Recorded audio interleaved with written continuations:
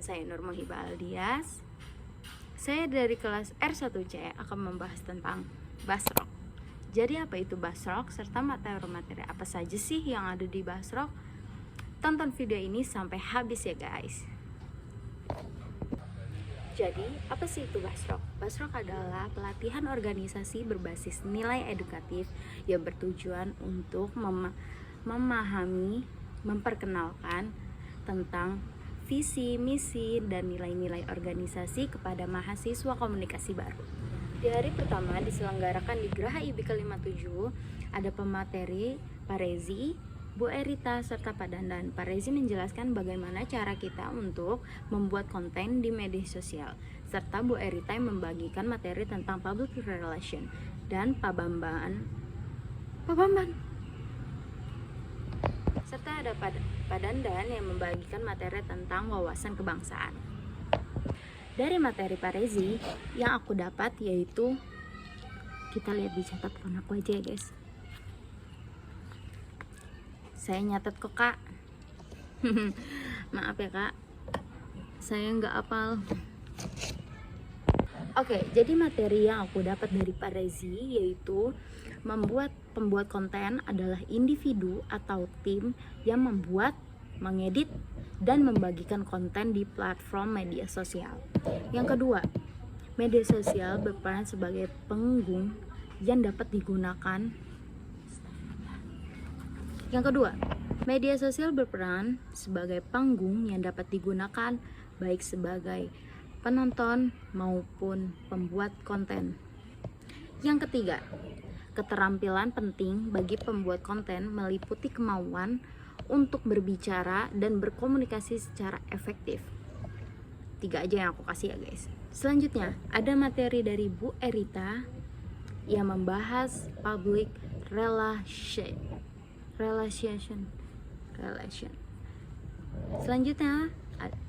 Selanjutnya ada materi dari Bu Erita yaitu public relation.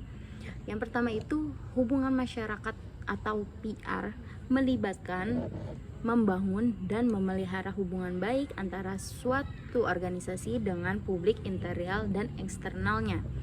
Yang kedua, bertujuan untuk menumbuhkan kepercayaan, reputasi, dan citra positif guna memastikan organisasi yang dipahami dengan benar dan dihormati oleh publik. Selain itu, juga ada beberapa contoh pekerjaan dan skill yang harus dimiliki anak public relation loh. Dari segi pekerjaan seorang public relation itu tidak hanya wawancara dan menyebarkan siaran pers, tetapi seorang public relation harus mengelola reputasi perusahaan di media sosial dan membangun relasi dengan media.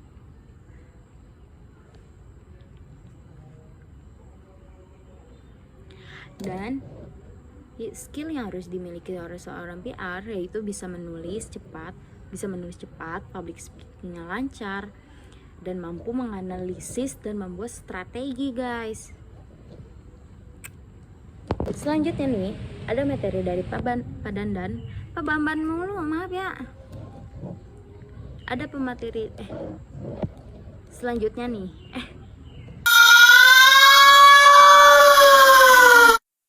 Selanjutnya ada materi dari Pak Dandan yang membahas tentang kewawasan kebangsaan. Yang pertama yang aku dapat yaitu wawasan nasional mendefinisikan bagaimana suatu negara atau bangsa menggunakan kondisi geografisnya dan mengembangkan kesadaran sebagai warga negara. Yang kedua, konsep wawasan Nusantara menekankan persatuan dan keberagaman di Indonesia yang harus dipahami dan dihayati oleh setiap warga negara, terutama generasi-generasi kayak kita. Selanjutnya nih ada teman saya. Selanjutnya ada Aceng Sony Ceng. Nggak apa-apa, anjir berdua nggak apa-apa kan kak? Canda kak, dadah. Datang lagi anjing. Selanjutnya nih ada Tridharma Perguruan Tinggi dan Tridharma Krosgoro. Beda guys, ada 2. Tridharma Perguruan Tinggi terdiri atas pendidikan, riset, pelayanan masyarakat. Sedangkan Tridharma Krosgoro, tebak guys, apa kepanjangan dari Krosgoro? Yang udah tahu minggir ya guys. Jadi Kosgoro itu singkatan dari Kesatuan Organisasi Serbaguna Gotong Royong. Yang pertama adalah pelayanan masyarakat, kedua ada partisipasi masyarakat, ketiga ada solidaritas. Selanjutnya di hari-hari terakhir yaitu pada tanggal 14 Desember 2025 masih di puncak ya guys. Ada materi tentang creative thinking. Itu saya nggak ikut kak, mohon maaf. Tapi saya berusaha akan menambahkan materi apa saja yang ada di materi tentang creative thinking. Izin gak izin. Yaitu yang pertama ada, kalau ini saya ngambil dari teman saya kak, maaf ya. Tapi saya nggak ada tapi. Yaitu tentang mendefinisikan sebagai kemampuan untuk menghasilkan ide-ide baru melalui pemikiran kreatus, berarti menciptakan. Yang kedua ada melibatkan pembuatan banyak pikiran atau kemungkinan, pertanyaan, bagaimana, jika. Yang ketiga ada berbeda dengan berpikir kritis yang berfokus pada validasi ide dan pemilihan solusi terbaik.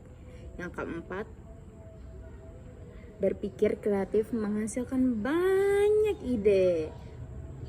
Yang keempat, berpikir kreatif dapat menghasilkan berbagai ide. Seperti berpikir kritis atau kritis. Jadi kakak-kakak dan teman-teman, itu saja yang bisa saya sampaikan dari materi apa yang menurut saya pahami. Saya paham semua, tapi maaf karena keterbatasan mulut saya yang typonya benar-benar jadi agak kurang. Ya pokoknya maaf aja ya kak. Terima kasih yang sudah menonton kakak-kakak dan teman-teman. Thanks for watching. Ngày vô nhà thương, ngày vô nhà anh biết thương. Giây phút em gặp anh là